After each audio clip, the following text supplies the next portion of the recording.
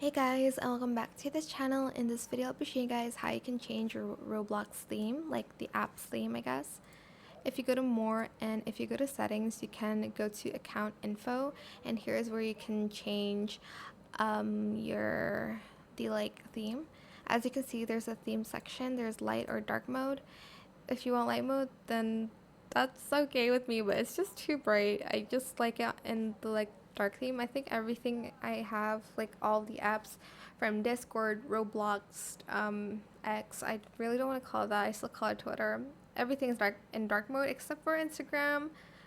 On PC, I think I'm gonna change that, but I rarely open it. TikTok is also on dark mode, but yeah, that is it for this video. I hope it was helpful for you guys. Don't forget to like, comment, share, and also subscribe to this channel if you haven't done that already. If you have any more questions about this video, just leave it in the comment section down below. I will try my best to answer them all for you guys. And if you found this video helpful, please click the thanks button as well. That is it. Thank you so much for watching. Bye!